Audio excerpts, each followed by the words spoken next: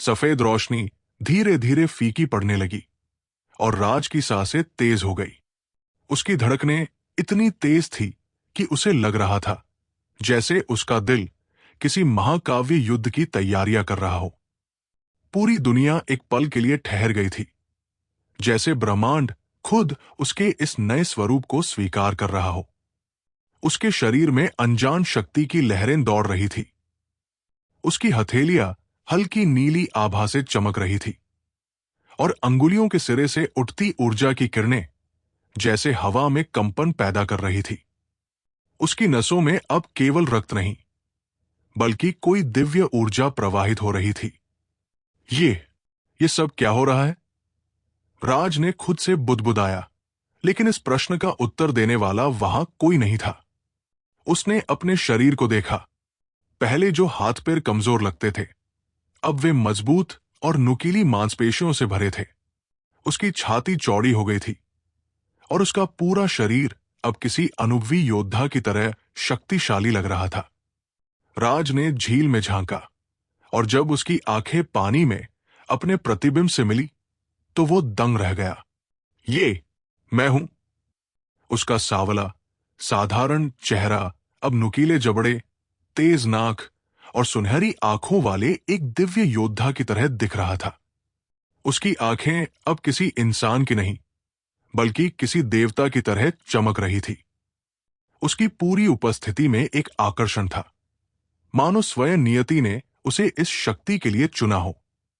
राज ने अपनी कलाई पर बंधी रहस्यमयी घड़ी को देखा। इसकी चमक अब धीमे धीमे मंद हो रही थी, जैसे उसने अपना काम पूरा कर लिया हो। क्या ये सब इसी घड़ी ने किया है? उसने धीरे से घड़ी के किनारे लगे बटन को दबाया। अचानक हवा में एक हल्की सी कंपन हुई और घड़ी से एक चमकीला नीला होलोग्राम प्रकट हुआ। वो आकृति किसी अद्भुत स्त्री की थी, जिसकी आंखों में अनगिनत रहस्य समाये हुए थे। उसकी उपस्थिति किसी देवी जैसी थी और उसके कपड़े किसी स्वर्गीय योद्धा के समान थे। मुबारक हो, आपको अगले ओमेगाड के रूप में चुना गया है। उसकी आवाज हवा में गूंज उठी, जैसे वो समय और स्थान की सीमाओं को लांघकर आ रही हो। राज का दिमाग जैसे सुन पड़ गया। ओमेगाड, ये शब्द उसके कानों में गूंजता रहा, लेकिन इससे पहले कि वो कुछ पूछ पाता, होलोग्राम धीरे धीरे धुंधला पड़ने लगा और देखते ही देखते गायब हो गया। रुको, ये सब क्या मतलब है? राज ने घड़ी के बटनों को फिर से दबाने की कोशिश की, लेकिन इस बार कोई प्रतिक्रिया नहीं मिली। उसका मन सवालों से भर गया था। ओमेगाड कौन था? ये शक्ति उसे क्यों दी गई थी? ये घड़ी उसे कहां ले जाने वाली थी? लेकिन जवाब पाने का कोई तरीका नहीं था। उसने गहरी सांस ली और खुद को शांत करने की कोशिश की। पहले घर चलता हूं, फिर सोचूंगा कि क्या करना है, उसने खुद से कहा। राज जंगल से बाहर निकला और शहर की ओर बढ़ा। जैसे ही उसने सड़क पर कदम रखा, हर कोई उसे घूरने लगा। जहां पहले वो भीड़ में खो जाता था, वही अब हर एक नजर उसकी ओर थी। अरे, ये नया लड़का कौन है? क्या ये कोई मॉडल है? अरे, ये तो किसी फिल्म का हीरो लग रहा है। लड़कियां उसे देखकर फुसफुसा रही थी और लड़कों की आंखों में जलन थी। कुछ लड़के उसे देखकर गुस्से में मुंह बना रहे थे, लेकिन उसकी ताकतवर कदकाठी देखकर कोई भी उससे उलझने की हिम्मत नहीं कर रहा था। राज ने जैसे ही अपने कमरे में कदम रखा, उसकी आंखें घड़ी पर टिक गई। घड़ी की नीली चमक धीरे धीरे मंद होने लगी थी, जैसे समय खुद भी अब उसके नियंत्रण में था। उसने अपनी सूनी आंखों से कमरे के हर कोने को देखा, जहां कुछ खास नहीं था। बस एक बिस्तर, कुछ बर्तन और एक पुरानी खटिया पर रखा बैग। लेकिन अब उसे इस साधारण सी जगह में कुछ अलग ही एहसास हो रहा था। उसने अपना बैग बिस्तर पर रखा और खुद भी बैठ गया। उसकी आंखें घड़ी पर फिर से आकर टिक गई, जैसे उसे किसी गहरे राज का पता चलने वाला था।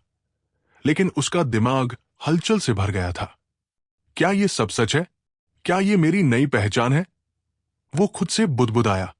इतना सोचते हुए उसे अचानक कल का दिन याद आया। कल कॉलेज के लिए एंट्रेंस फॉर्म भरने का आखिरी दिन था।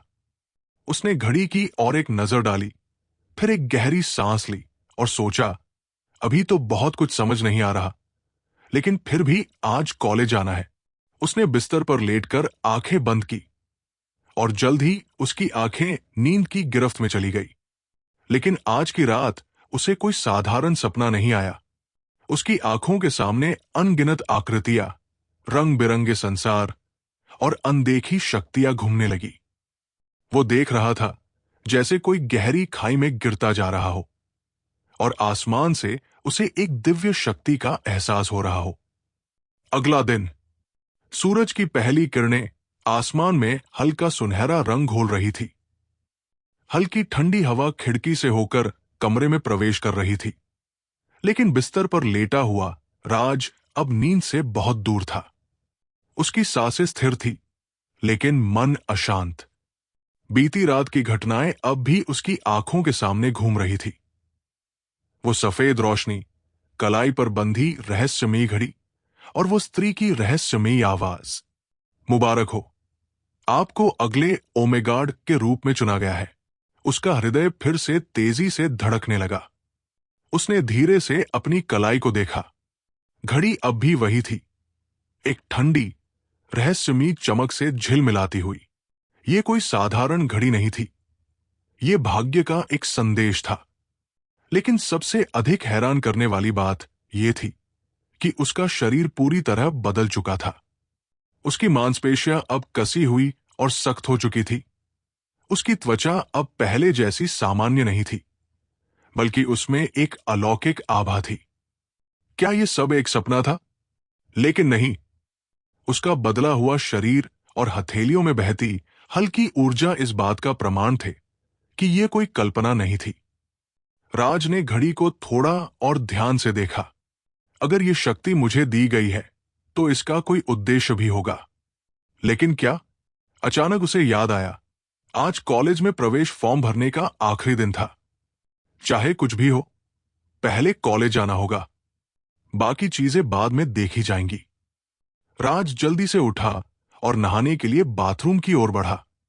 लेकिन जैसे ही उसने दरवाजे का हैंडल घुमाया, कुछ अजीब हुआ।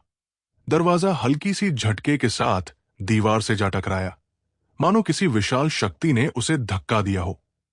ये क्या था? राज कुछ क्षण स्तब्ध खड़ा रहा। क्या मेरी ताकत अचानक बढ़ गई है?